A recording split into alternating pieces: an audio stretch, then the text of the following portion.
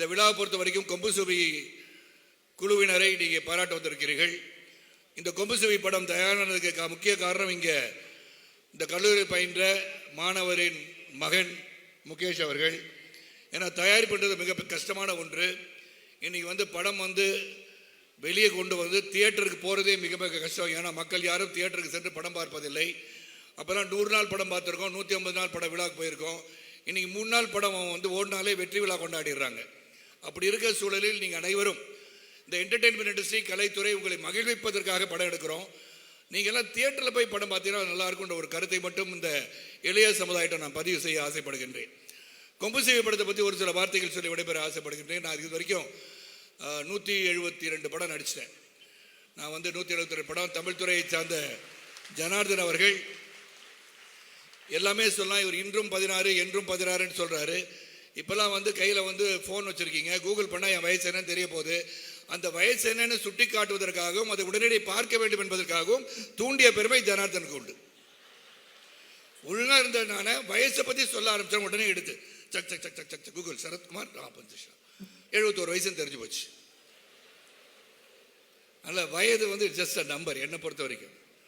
அதனால தான் பல பத்திரிகை சகோதரர் நீங்கள் 150 ஆண்டுகள் வாழ்வீர் என்று சொன்னால் நீங்கள் 100 ஆண்டு காலம் வாழ்க, நோயோடு இல்லாமல் வளர்கன்னு சொல்லும் போது அப்போ பொய் சொல்கிறீங்களா நான் கேட்க வேண்டிய நிலைமை வந்துருச்சு. இப்போல்லாம் 100 ஆண்டு காலம் வாழ்கன்னு சொன்னால் 100 ஆண்டு காலம் வாழ முடியாவிட்டால் எதற்காக வாழ்க என்று சொல்கிறீர்கள்? அப்படி 50 ஆண்டுகள் வாழகன்னு சொல்லலாம் இல்லையா? அதனால் சரத்குமார் 150 ஆண்டுகள் வாழ்ந்தா இல்லையா உங்களுக்கு பிரச்சனை? நான் வாழ்ந்துட்டு போகிறேன். அதனால் இங்கே இருப்போம் அனைவரும் ஆரோக்கியம் மிக மிக அவசியம். எதுக்காக அந்த வயசை இழுத்துக்கிட்டா நான் உள்ள அவர் கொடுத்த அந்த ஹிண்ட் எடுத்துக்கிட்டேன். Health is very very important. Health இருந்தால் ஹெல்த்தி மைண்ட் ஹெல்த்தி பாடி. நீங்கள் எல்லாம் நல்ல இளைய சமுதாயம். 2025 அதிகமான இந்த ஆண்டு அதிகமான இளைஞர்கள் நாடு இந்தியா என்று கருத்து கணிப்பு சொல்லும்போது நீங்கள் வருங்காலத்தை ஆழ்பவர்கள், வருங்காலத்தை நிர்ணயிப்பவர்கள், இந்த பாரத தேசத்தை ஒரு வளமான ஒளிபெறுகின்ற ஒரு நாடாக உருவாக்குபவர்கள் நீங்கள். உங்கள் சிந்தனைகள் எல்லாம் உங்களை மட்டுமல்ல, உங்கள் குடும்பத்தாரை மட்டுமல்ல, உங்கள் உற்றார் உறவினரை மட்டுமல்ல, இந்த மண்ணை மட்டுமல்ல, இந்த தேசத்தை பற்றி நினைக்க வேண்டும். நீங்கள்லாம் தேசப்பற்றோடு இருக்க வேண்டும் என்றதை மட்டும் நான் கருத்து சொல்ல முடியும். என்னை பொறுத்த வரைக்கும் வலது தோள்பட்டையில் நேஷனல் ஃப்ளாகை பச்சை குத்தி 25-30 ஆண்டுகள் ஆகிவிட்டன. Basically I'm Indian. அதுக்கப்புறம் தான் நான் தமிழியன். ஆனால் நாம் அனைவரும் ஒன்றுபட்டு இருந்தால்தான் இந்த பாரத தேசத்தை உயர்வான இடத்துக்கு கொண்டு போக முடியும். இந்த படத்தை பற்றி ஒரே ஒரு கருத்து. இந்த படம் ரிலீஸ் ஆகி 19ஆம் தேதி ரிலீஸ் ஆச்சு. ஆடியன்ஸ் மத்தியில் நல்ல வரவேற்பு. தி என்ஜாயிங் த ஃபிலிம்.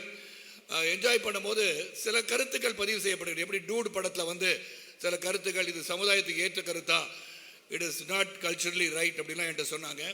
சில கருத்துக்களை சொல்லும் போது, ஆழமாக சொல்லும் போது எது தவறு என்று சுட்டி காட்டுவதற்கு அந்த தவறு என்ன என்பதை நாம் சுட்டி காட்ட வேண்டிய சூழல் உருவாகிறது. அதுபோல் தான் இந்த படமும். இந்த படத்தில் கஞ்சா விற்கிற மாதிரி காமிக்கிறது அது எப்படி ஒழிக்க வேண்டும், ஒழிக்கப்பட வேண்டிய ஒரு பொருள் என்பதை சுட்டி காட்டுவதற்காக அதை செஞ்சிருக்க மொழிய அது தவறு எந்த காலகட்டத்தில் நடந்தது என்பதை பொன்ராம் அவர்கள் சுட்டி காட்டியிருக்கிறார்கள். ஏன்னா அந்த காலகட்டத்தில் வைகை டேமில் தண்ணி வந்த பிறகு விவசாயம் செய்ய முடியும், தண்ணி நிரம்பின பிறகு விவசாயம் செய்ய முடியாது. ஆகவே 12 கிராமங்களுக்கு அகற்றப்பட்ட பிறகுதான் வைகை டேம் கட்டப்பட்டது என்ற சிறந்த தெரியாத ஒன்றை, புத்தகத்தில் இல்லாத ஒன்றை, நடந்த உண்மையை எடுத்துக்காட்டிய படம் தான் கொம்புசுவி. அதில் அப்படி இருக்கும் போது அந்த பகுதியிலே இருந்த தொழில் அதை செய்து கொண்டிருந்தார்கள். பிறகு அது முற்றிலுமாக அழிக்கப்பட்டது. அதை தான் மையமாக எடுத்துக்கொண்டு இந்த கருத்தை பதிவு செய்திருக்கிற ஒழிய இங்கு உள்ள படக்குழுவினரோ சண்முக பாண்டியனோ நானோ புகைப்பிடிப்பதில்லை என்பதை உங்களுக்கு தெரிவித்துக் கொள்கின்றேன். ஆக அந்த பழக்கத்தை நீங்கள் வர வைத்து கொள்ள வேண்டாம் என்று நினைப்பவர்கள் தான் நாங்கள். அப்படினால்தான் நான் 71 வயசில் நம்ம ஜனார்தன் வயசை சுட்டி காட்டிய ஜனார்தன் அவர்கள், சரத்குமார் இப்படி இருக்குன்னா நான் I don't smoke, I don't drink, I have good habits in my life. Simple as that. அதனால சில கருத்துக்களை சொல்லும் போது யார் சொன்னால் நல்லா இருக்கும், இவர்களை வைத்து தவறு செய்வதாக காட்டி இவர்கள் தவறு செய்யக்கூடாது என்று சொல்லும் போதுதான் அது ஆழமாக மக்களை சென்றடைகிறது. அதே போலதான் டூட் படமும். டூட்ல நான் ஒரு ஜாதி வெறியனாக காட்டுகிறார்கள். உண்மையிலே நான் மனித ஜாதியை விரும்புபவன். ஆனால் அந்த படத்தில் என்ன வச்சு என்ன பண்ணியிருக்காங்கன்னா அந்த கருத்தை சொல்லியிருக்காங்க. என்ன கருத்தை சொல்லியிருக்காங்க? தாலி கட்டுற ஒருத்தர் பிள்ளை படுத்துறது இன்னொருத்தர் கட்டியா அப்படி நானே கேட்டிருப்பேன். அதே போல் டிராவிட் என்ற கேரக்டரை வைத்து நீ சோறு தான் தின்றியா வேற எதுவும் தின்றியான்னு கேட்டிருப்பாங்க. மக்களுடைய கருத்தை ஆழமாக புரிந்து இயக்குநர்கள் படம் எடுக்கிறார்கள். தவறாக எதையும் சித்தரிப்பதற்காக அல்ல. ஆகவே இந்த படமும் அப்படிதான். சில தவறுகளை சுட்டிக்காட்டியிருக்கார்கள். அப்படி பார்த்தீங்கன்னா புஷ்பா 1, புஷ்பா 2 செம்மரம் கடத்துவது தான் ஹீரோ, எதிர்த்திருப்பவர் போலீஸ் தான் அந்த படத்தில் வில்லன். நாங்கள் அப்படி காட்டலை. போலீஸை மதிக்காது போலீஸை எதிர்த்து நிற்பவர்கள் கடைசியில் தண்டனைக்குரியவர்கள் ஆனார்கள் என்பது இந்த படம். அந்த கொம்புசிவி படத்துக்காக எங்களை அழைத்து இந்த விழாவை சிறப்பாக காம்படிஷன் நடக்க போது இன்னைக்கு நாளைக்கும் அதில் வெற்றி பெறுபவர்களுக்கு எனக்கு வாழ்த்துக்கள். வெற்றி பெறுவதை உடனடியாக இழந்து அடுத்த வார போட்டிக்கு தயாராக வேண்டும் என்று சொல்லிக்கொண்டு ஒரே ஒரு கருத்து தான், ஆரோக்கியம் ரொம்ப ரொம்ப முக்கியம். சுவர் இருந்தால்தான் சித்திரம்.